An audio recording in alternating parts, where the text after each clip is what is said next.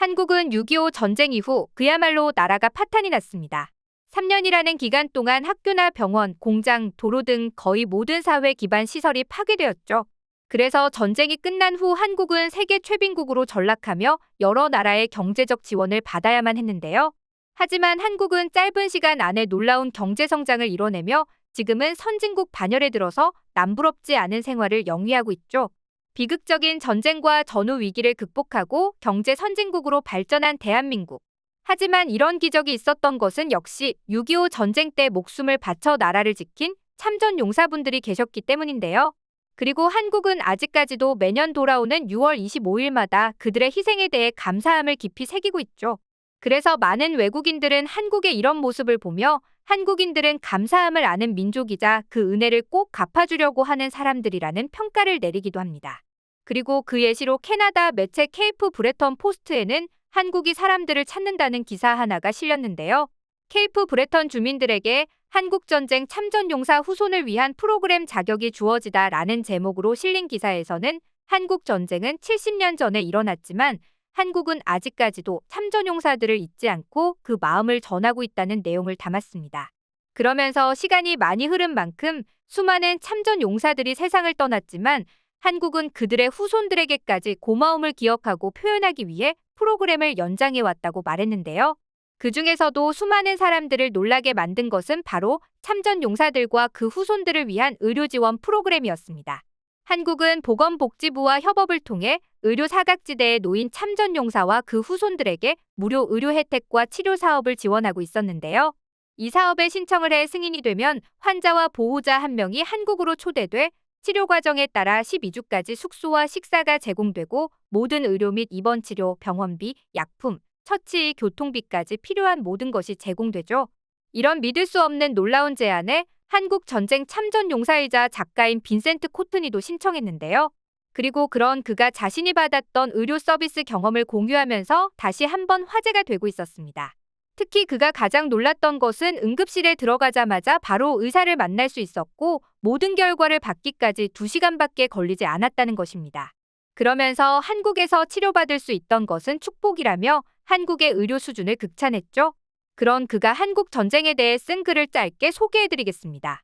한국 전쟁에서 돌아온 1953년, 나는 19살이 되었습니다. 그 당시 대학 진학을 위해 노력했지만 공부에 전념할 수 없었죠. 전장의 기억이 떠오를 때면 내 스스로가 너무 괴로워서 독한 술을 찾았습니다. 그렇게 술에 취해 울거나 분노, 두려움에 떨기도 하면서요. 저는 그렇게 1950년대를 보냈습니다. 그런데 가장 저를 슬프게 했던 것은 죽을 고비를 넘기고 돌아왔지만 사람들이 별로 관심이 없었다는 것입니다. 중요한 일을 했다고 자부심이 있었는데 그게 모두 박살이 나는 순간이었죠. 그렇다 보니 우리 참전용사들도 참전 때의 확신이 흔들렸던 것은 사실입니다. 한국은 여전히 분단 국가고 북한은 강화 통치에서 벗어나지 못했죠. 지금의 한국은 너무나 유명하지만 당시에는 이름도 잘 알지 못했던 나라를 위해 목숨 바쳐 싸웠던 일이 바보스럽게 느껴지기도 했습니다. 그때 당시에는 캐나다에서도 형편 좋은 집 자녀들만 고등학교에 진학할 수 있었습니다. 그래서 중학교를 졸업하고 방황하던 찰나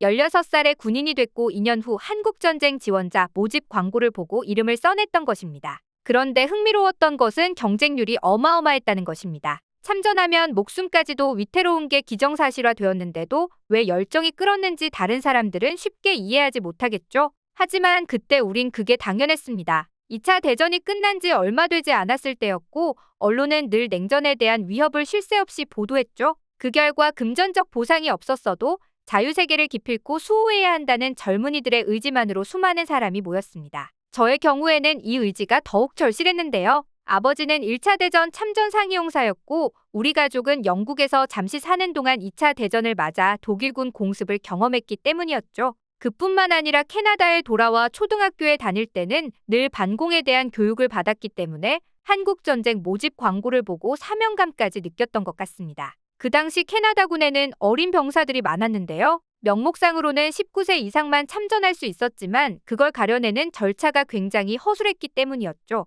그래서 18살의 전사한 엘리언 맥케이의 부산 유엔 기념공원 묘비에는 자기 이름 외에 JM 맥케이라는 이름이 새겨져 있습니다. 나이가 어렸던 그가 한국에 가려고 형의 이름으로 참전했기 때문이었습니다. 저는 1952년 9월 캐나다 보병사면대 소속 1등병으로 일본을 거쳐 부산항에 도착했는데요. 1930년대에 나온 내셔널 지오그래픽의 한국 특집편에서 나온 아름다운 자연의 감동을 받았던 기억이 있기 때문에 한국이라는 나라가 낯설지만은 않았습니다. 제가 탔던 배가 부두에 다가가자 그제서야 가슴이 뛰며 흥분되기 시작했죠. 저는 경기도 임진강 전선에 배치됐습니다. 이른바 갈고리 고지를 놓고 중공군과 유엔군이 격전을 벌인 곳이었죠. 우리는 미국군, 영국군과 함께 싸웠는데요. 대치한 지 고작 이틀째 되는 날에 처참한 시신을 목격하기도 했습니다. 이처럼 죽음을 부르는 전투는 거의 매일 벌어졌다고 봐도 무방합니다. 굉장히 추웠던 그해 11월, 어둑어둑해질 무렵 중공군 몇 명이 우리의 정신을 흐리게 할 목적으로 달콤한 멜로디의 노래를 부르며 다가왔죠.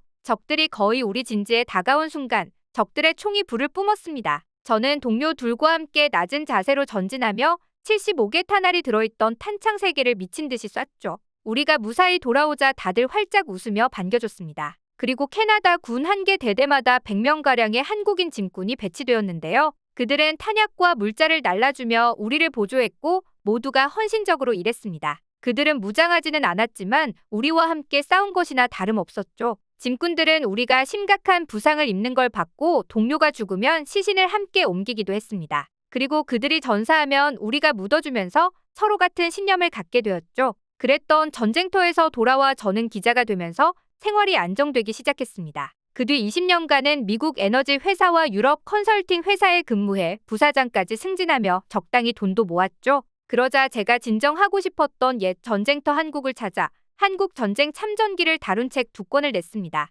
그리고 1998년에는 한국 여성과 결혼했고 2001년에는 부산 유엔 기념공원에 캐나다 전몰용사 기념비 세우는 일을 도맡아 했죠. 살아남은 우리 모두는 부산을 향해 머리를 숙여 1분간 묵념하죠. 전우들은 한국이 몰라볼 정도로 발전한 것과 한국인 대부분이 대학 교육을 받는다는 점을 자랑스럽게 생각합니다. 그리고 저는 정원에 무궁화 나무 2그루를 심었는데요. 꼭 그 꽃을 보면 어린 한국 학생들이 애국가를 부르는 목소리가 들리는 것만 같습니다. 저는 한국어는 비록 잘 모르지만 나라를 사랑한다는 애국가의 숭고한 의미는 잘 이해하고 있습니다. 그리고 한국은 우리를 잊지 않고 기억하고 있었죠. 그 마음은 한국을 구한 참전 용사들의 가족과 후손들의 건강에 진심 어린 관심을 표하는 데서 드러납니다. 전사한 군인들의 후손을 한국에 초대해 사랑하는 이들의 묘지를 찾게 해주는 가족 방문 프로그램이 그렇죠. 저는 이제 늙고 병약해졌습니다. 한국전쟁이 언제 일어났는지 까마득하기만 하죠. 하지만 내일 당장이라도 한국이 도움이 필요하다면 70년 전에 그 선택을 반복할 것입니다. 희생에 있어서 가장 슬픈 것은 그 사실이 잊혀진다는 것인데요. 한국은 늘 기억하고 있지 않으며 감사하고 있습니다. 여기까지가 그의 글이었는데요. 이런 분들이 있어 한국을 지켜주셨기에 지금의 눈부신 한국이 있는 게 아닐까 싶습니다. 70년 전으로 다시 돌아가도 그 선택을 반복할 것이라는 말이 꽤나 감동적인데요. 이들의 숭고한 희생을 언제나 기억해야겠다는 말씀을 전하며 오늘의 영상 마치겠습니다.